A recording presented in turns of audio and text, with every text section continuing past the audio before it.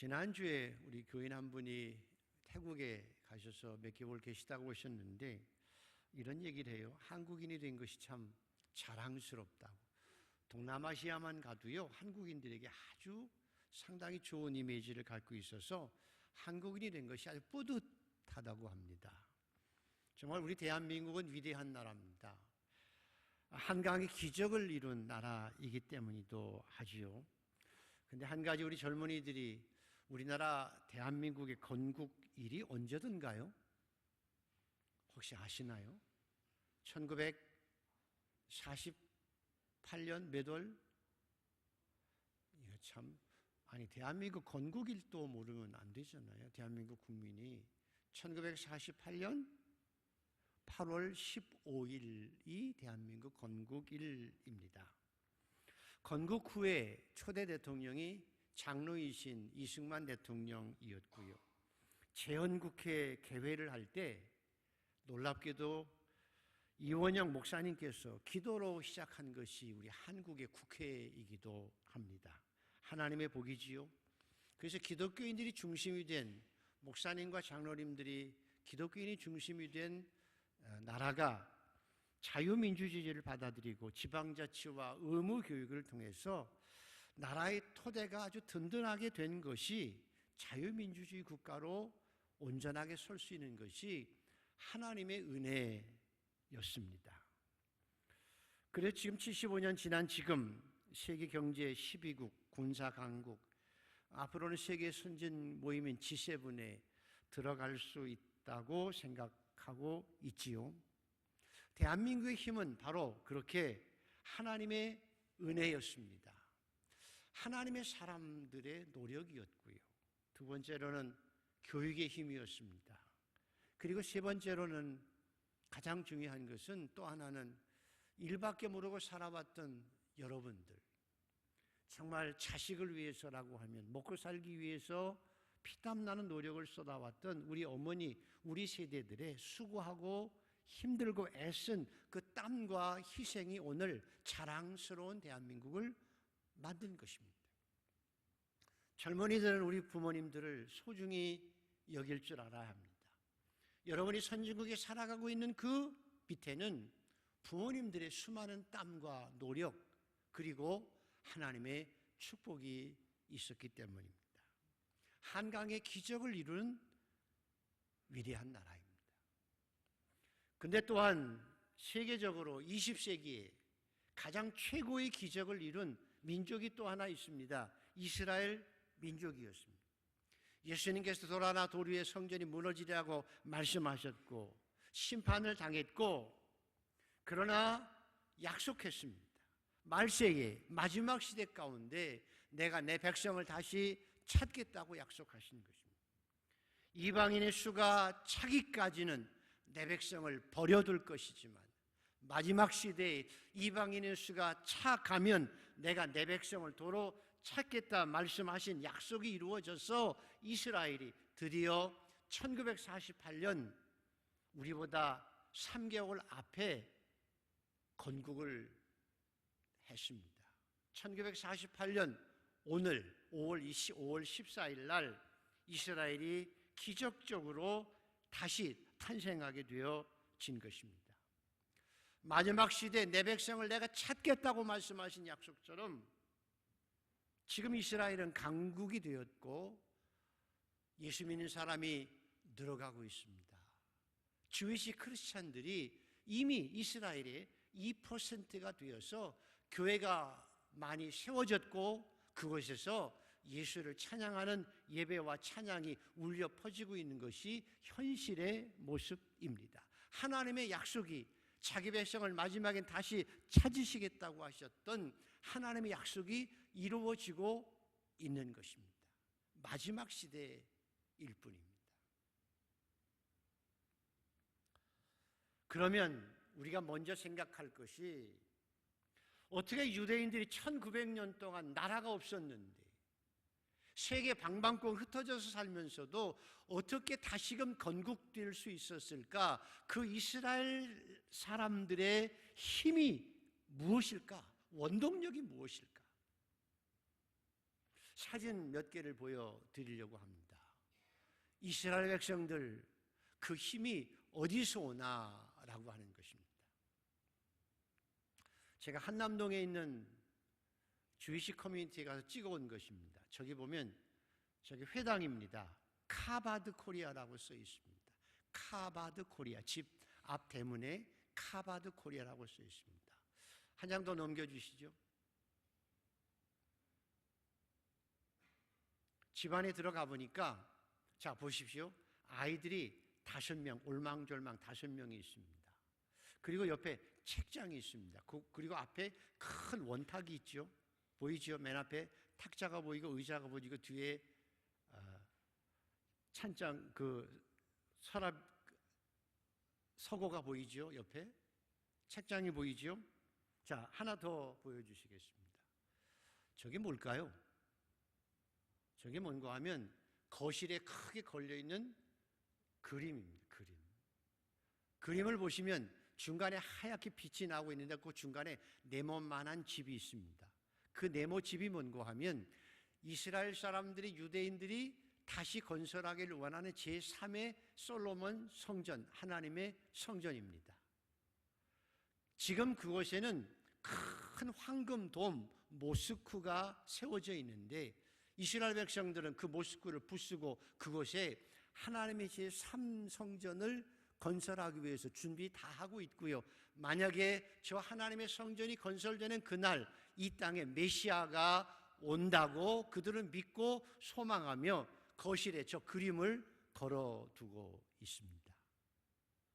이제 얼마 남지 않았다고 그들은 기대하고 있고 메시아가 오는 세상의 마지막을 기대하고 있습니다. 제가 가보니까 아이들이 5명인데 몇 명이냐고 물어봤더니 전부 7명밖에 안 된다고 그래요. 앞으로 더 나을 거래요. 근데 아이들 졸망졸망합니다. 가보니까 거실에 이스라엘 사람들은, 유대인들은 거실에 TV를 놓지 않습니다. 거의 놓지 않는 이유는 뭔가 하면 TV를 통해 세속 문화만 계속 들리게 되어져서 세속 문화에 물들기 때문에 TV를 거실에 안 놓는다고 하지요. 대신 아까 있는 것처럼 큰 원탁 책상과 책장이 있고 책들을 많이 꽂아 놓고 있습니다. 큰 탁자에서 아이들이 둘러앉아서 엄마와 아빠와 함께 성경 공부하고 토론을 합니다. 고전을 읽어가면서 아이들이 다 함께 모여서 저녁이면 아주 좋은 토론을 계속 하게 되어집니다. 그래서 자기 집에서 홈스쿨링을 하고 고등학교를 졸업하면 엄마가 그때 마침 없었어요. 왜 없냐고 그랬더니 두 아이가 고등학교 3학년을 졸업했는데 한 아이는 이스라엘로 유학을 보내고 한 아이는 미국에 보냈기 때문에 그 아이들 데리고 입학하기 위해서 갔다가 올 거라고. 그리고 교육 방법이 그렇게 아이들과 함께 원탁에 모여서 이것저것 계속 인생에 대해서, 성경에 대해서, 탈무드를 가지고 계속 토론하기 때문에 아이들이 토론 능력이 커져서 학습 효과가 뛰어나다고 합니다. 그래서 실제적으로 노벨상의 30%를 유대인이, 하버드 대학교, 예일, 보스턴 아이비리그의 입학생의 30%가 유대인들입니다. 미국 변호사들이 70만 명이 있는데 그 중에 20%인 15만 명이 주이시입니다. 그 이유는 부모들과 함께 성경을 가지고, 탈무드를 가지고, 고전을 가지고 아이들과 함께 어려서부터 토론하는 토론 문화가 지적으로 향상시키고 그것이 학습 효과를 많이 높이기 때문에 어디 가서도 능력 있게 실력을 가지고 살아갈 수 있다고 합니다. 그래서 아이들과 함께 부모가 아이들을 교육하는 첫 번째가 뭔가 하면 하나님 말씀 앞에서 정직한 것입니다. 하나님 앞에 정직한 것, 그래서 세상을 이길 수 있는 것입니다. 부모와 토론을 통해서 능력을 키워낼 수 있다는 것입니다. 지하에 가보면 큰 홀에 회당을 지어놨습니다. 회당이 지하에 있습니다. 거기 세례 받는 곳도 있습니다. 그래서 안식일이면 정통 유대인들이 모여서 예배드리고 교제하며 회당에서 결혼도 합니다. 기껏 해봐야 유대인들이 우리나라에 들어와 있는 유대인 200명밖에 안 된다고 하죠. 회당에서 예배를 통해서 하나님을 경외하는 법을 배웁니다. 두 번째 더 중요한 것 하나는 랍비들을 존중하는 교육을 한다는 것이죠. 자기에게 영적인 가르침을, 하나님의 말씀을 가르치는 랍비를 존중해야 하나님을 존중한다고 느끼기 때문입니다. 보이는 하나님의 사람들을 존중하지 않으면서 보이지 않는 하나님을 존중한다는 것은 위선이고 거짓말이라고 하는 것입니다. 그래서 눈에 보이는 랍비들을 최대한 존중하고 그들을 통해서 하나님을 사랑하는 법을 배워가는 것입니다. 이제는 우리 어렸을 때는 스승의 그림자도 아빠인다고 하는 것처럼 스승을 존중해야 바르게 클 수 있기 때문입니다. 그리고 회당에서 배우는 일 가운데 또 하나는 어른들을 공경하는 법을 배우는 겁니다. 어른들을 공경하는 법을 배우는 것입니다. 성경에도 너의 센 머리 앞에서 너는 일어나고 노인의 얼굴을 공경하라 말씀한 것처럼 어른들을 존중하는 법을 회당에서 공동체 속에서 배워가는 것입니다.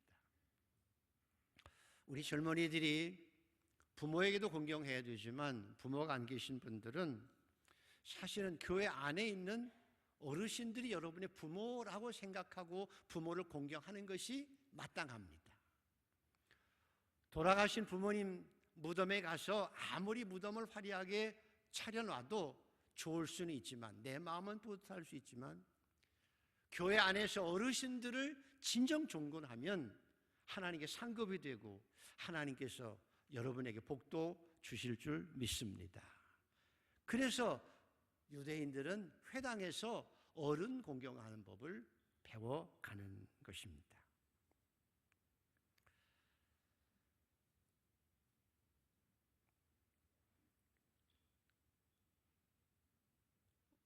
제가 설교 때 한번 얘기한 적도 있는데요. 그에 비하면 우리 한국의 교육은 어떤가? 우리 한국의 가정은 어떤가? 그 말입니다. 초등학교 3학년 아이가 학교에서 내준 시 쓰는 시간에 시를 썼다고 그러죠. 나는 냉장고가 있어서 좋다. 먹을 것이 있으니까. 그리고 나서 또 두 번째는 나는 강아지가 있어서 좋다. 놀아주니까. 혼자밖에 없으니까 놀 애가 없잖아요. 강아지하고 노는 거예요. 근데 제가 그 집에, 랍비의 집에 갔을 때는, 회당에 갔을 때는 애들이 올망졸망 5이나 돼가지고 애들끼리 놀아요. 근데 강아지하고 놀아요. 우리나라는 강아지하고 놀죠. 세 번째는 엄마가 있어서 좋다. 예뻐해 주니까. 마지막이 뭐죠? 아시죠? 그런데 아빠는 왜 있는지 모르겠다. 그 얘기죠. 자식을 위해서 뼈 빠지게 밤늦게까지 일하는 아버지이지만 아이들은 아버지의 존재가 없는 거예요. 아버지는 왜 있는지 아빠는 왜 있는지 모르겠다는 거예요. 이것이 한국의 가정의 위기입니다. 성경은 하나님께서 우리 아버지들을 하나님의 대리자로 삼으셨습니다. 유대인들은 그래서 늘 집에서 자녀들의 머리에 손을 얹고 아버지가 알리아라고 하는 특권을 가지고 자식을 축복합니다. 부모가 자식을 축복하면 하나님께 축복을 그대로 자식에게 임하게 하신 것을 성경이 우리에게 보여주지요. 그래서 아버지는 시를 때라 시가 때나 드나 어떨 때든지 자식을 축복하는 것이 아버지의 특권이고 그래서 아버지는 축복의 통로이며 하나님의 대리자라고 믿고 그들이 아버지의 축복을 받고 살아가는데 우리에게는 아버지가 없는 것입니다. 이것이 비극이에요. 피사라고 하는 The Program for International Student Assessment라고 하는 단체에서 15세 이상의 아이들을 학습 능력을 따지는데요. 우리나라 아이들이 과학과 수학에서 1위 했습니다. 그런데 반대로 교육연구조사에서 학생들의 사회성, 협력성, 인성을 조사했는데 36개국 가운데 한국이 최하위예요. 쉽게 말하면 머리는 뛰어나서 공부는 잘 하는데 인성이 개판이라는 거예요. 사람답지 못하다는 거예요. 그들이 지적하는 것이 그겁니다. 다변화된 세계화 속에서 사람들과 공동으로 살아야 될 이 세계 가운데서 인성이 나쁘면 혼자 똑똑할 수는 있으나 어떻게 세계화 속에서 살아갈 수 있느냐는 것이죠. 미래의 가장 중요한 것은 인성과 창조성인데 그것이 우리나라 아이들은 바닥이라는 거예요. 바닥. 그래서 이런 얘기를 합니다. 인간성이 결여된 엘리트가 능력 있는 사람이 더 힘을 가지면 사람답게 살지 못하고 도리어 남에게 해를 끼치는 짐승 같은 삶을 살게 된다는 거예요. 위선과 거짓 속에서. 우리가 깊이 생각해야 될 것이 그것입니다. 우리는 어떤 모습으로 살아가고 있는가? 우리 아이들을 어떻게 키워낼 것인가? 그냥 부자처럼 살아가는 것만 원할 것인가? 수단과 방법을 가리지 않고 출세하고 돈 벌어서 잘 먹고 잘 사는 것으로 만족할 것인가? 혹시나 그래서 믿음을 지키지 못하고 지옥에 가면 무슨 의미가 있겠습니까? 우리 아이들 잘 키워서 하나님의 일꾼이 아니고 도리어 자기만 생각하고 위선되게 살고 거짓되게 살아서 남에게 피해를 주고 살아가는 자녀가 되어진다면 우리에게 무슨 보람이 있겠는가라는 것입니다.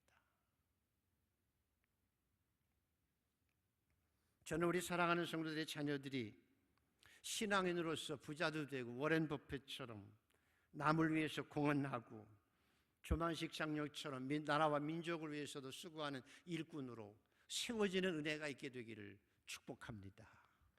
믿음 안에서 자녀들을 믿음으로 먼저 키워내야 합니다. 아무리 자녀들이 잘 산다고 해도 신앙을 지키지 못하고 그리고 나중에 지옥에 간다고 하면 여러분이 어떻게 하나님 앞에 설 수 있겠습니까? 돌아가신 강영호 박사 맹인이시죠. 그런 백악관에 보좌관까지 하셨던 그분의 저서가 있습니다. 우리가 오르지 못할 산은 없다라고 하는 책의 내용을 보면 자서전적 글이지요. 둘째 아들 진영이 얘기가 나옵니다. 진영이 얘기가 나오는데요. 아들이 중학교 1학년 들어갔을 때 학교에서 내건 숙제가 뭔고 하면 네가 가장 존경하는 사람이 누구냐라고 하는 질문을 써가는 거래요. 그때 그 아들 대답이 뭔고 하면 숙제 대답이 마이클 조단이라고 그랬답니다. 농구의 황제 마이클 조단. 그리고 중학교를 졸업할 무렵에 또 한 번 똑같은 문제로 숙제를 냈는데 그때는 자기가 가장 존경하는 사람을 아버지라고 썼다고 합니다. 마이클 조단에서 나이가 좀 들어서 아버지로 변했습니다. 그리고 그가 얘기를 하기를 내가 만약에 성인이 되었는데 지금 또다시 나에게 숙제를 낸다고 하면 네가 가장 존경하는 사람이 누구냐라고 하는 숙제를 똑같이 질문을 받는다면 나는 존경하는 사람이 또 바뀔 것 같다라고 했답니다. 내가 철이 들어서 보니까 우리 아버지가 그 어두운 시간과 맹인으로서 그 고통의 시간을 보내시면서 일어설 수 있었던 것은 아무리 생각해 봐도 우리 어머니의 사랑 때문이었다고 생각이 든다. 아빠를 변함없이 사랑해주고 격려해주고 그 집에 그 곁에 머물면서 아빠의 눈이 되고 아빠의 손이 되고 아빠의 발이 되어 주었던 우리 엄마, 그리고 그 어려운 환경 가운데서 우리를 믿음으로 키워내고 기도해 주셨던 우리 어머니의 사랑 때문에 우리 아버지가 존재하고 우리가 존재할 수 있었기 때문에 나는 이제는 내 어머니를 가장 존중한다고 쓰겠다라고 한 거지요. 저도 곰곰이 생각해 봅니다. 인생의 복이 뭘까? 정말 하나님, 나는 인생을 보람되게 살아왔다고 고백할 수 있는 비결, 만약에 우리 자녀들이 내가 가장 존경하는 분이 나의 어머니고 내가 가장 존경하는 사람이 나의 아버지라고 우리 자녀들이 말할 수 있다고 하면 우린 인생을 멋지게 사는 거예요. 정말 복되게 살아간 거예요. 그래서 그들이 고백하기를, 그들이 잘 컸습니다. 미국의 유명한 사람들이 됐습니다. 탁월한 존재들이 되었습니다. 그래도 그들이 고백하기를, 정말 감사한 것은 부모님들이, 어머니가 신앙적으로 자신들을 양육해 주었다는 거죠. 아버지와 어머니와 함께 성경 공부를 하고 하나님을 알게 되고 좋은 신앙의 가치관을 가지고 살아올 수 있어서 내가 지금도 하나님의 말씀을 따라 살아가고 예배하고 기도하고 살아간다는 그 자체가 오직 어머니 아버지 때문이었다고 고백하면서, 비록 장애인이었지만 이름 없이 살았지만 우리 어머니가 나는 이 세상에서 가장 존경하는 사람이라고 얘기하고 있습니다. 인생을 살아보셨지만 이 짧은 인생을 살아가면서 하나님께서는 우리 자녀들의 대리자예요. 하나님께서 아버지들을 대리자로 삼으신 거예요. 부모를 축복의 통로로 만드신 거예요.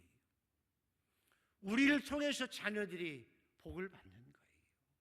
수천 대로 복을 받는 거예요. 여러분을 통해서 자녀들이 복을 받고 우리 자녀들이 우리를 보고 내가 이 세상에서 가장 존경하는 사람은 나의 아버지라고, 나의 어머니라고 얘기할 수 있는 축복된 인생들이 되기를 축복합니다. 이것이 우리의 보람이고 축복입니다.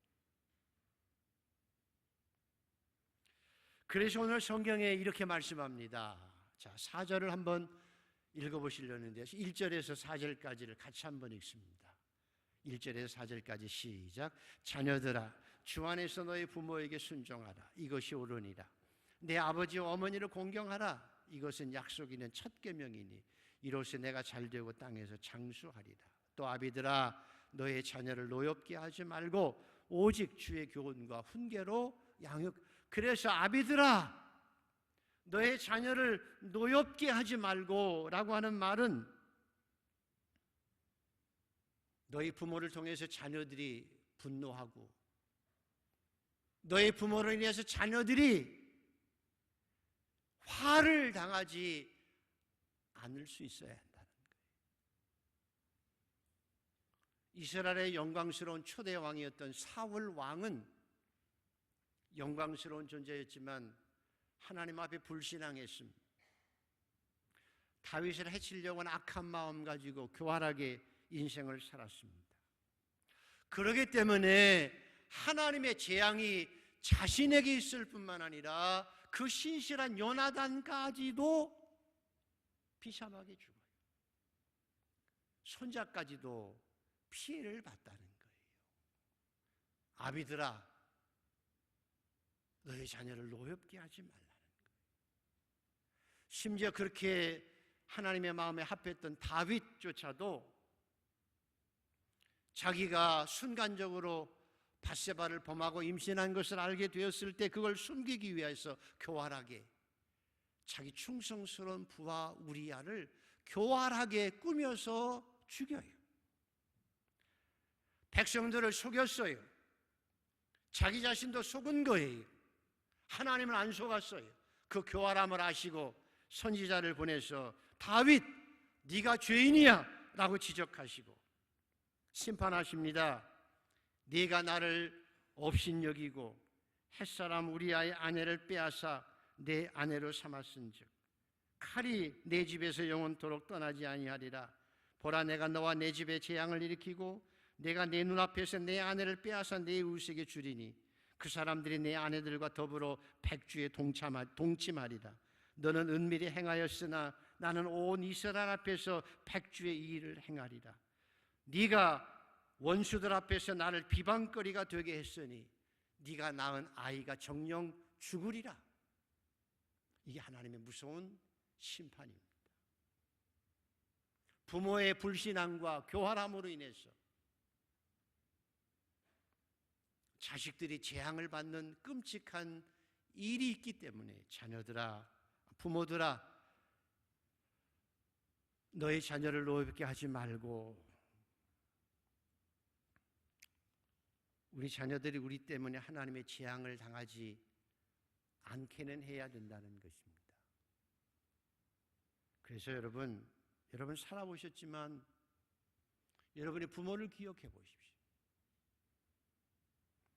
부모가 많이 배우지 않아도요, 재산은 적어도 자녀들을 믿음 안에서 말씀 안에 키우면, 부모가 믿음 안에 살고 믿음 안에 자녀를 키우면 하나님께 자녀들을 수천 대리로 복을 주시고 책임져 주시고 세상에서 얼마든지 빛 속에 빛같이 살아갈 수 있도록 축복해 주실 줄 믿습니다. 이것을 믿어야 합니다.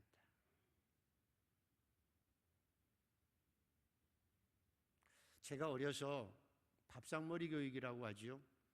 저희 선친과 저희는 7남매가 돼서 밥 먹을 때 왁자지껄 합니다. 아버지에게 밥상머리 교육을 받으면서 아버님이 선친께서 가끔 이런 말씀을 하셨습니다. 7남매가 되니까 꼭 하실 말씀이 뭔가 하면 형제끼리 절대로 부모 앞에서는 싸워서는 안 된다. 자식들이 티격태격하면 부모가 가슴이 찢어진다. 그리고 또 한 말씀이 너희들 아프면 안 된다. 그래서 건강을 잘 챙겨라. 너희들이 손가락이 아프면 엄마 아빠는 손이 아리고 가슴이 썩는다. 그래서 건강 지켜서 부모 앞에서 병들지 않게 노력해야 된다. 그래서 저도 열심히 운동했죠. 또 하나는 너희가 때로 인생을 살아가면서 어려운 일이 있을 수 있는데 부모 앞에서는, 어머니 앞에서는 한숨 짓지 말아라. 너희들의 한숨 소리는 어머니의 가슴을 갈기갈기 찢어놓는 일이 될 것이다. 그 굉장히 많이 말씀하셔서, 그래서 제가 결혼하고도 저희 집사람하고도 그렇게 집에서 부모를 공경했지만 부모님 영혼을 구원하기 위해서 그렇게 목숨 걸고 부모에게 정성을 다했지만 부모 앞에서 한 번도 한숨 쉬고 근심스러운 얘기, 어렵다는 얘기 한 적이 없습니다.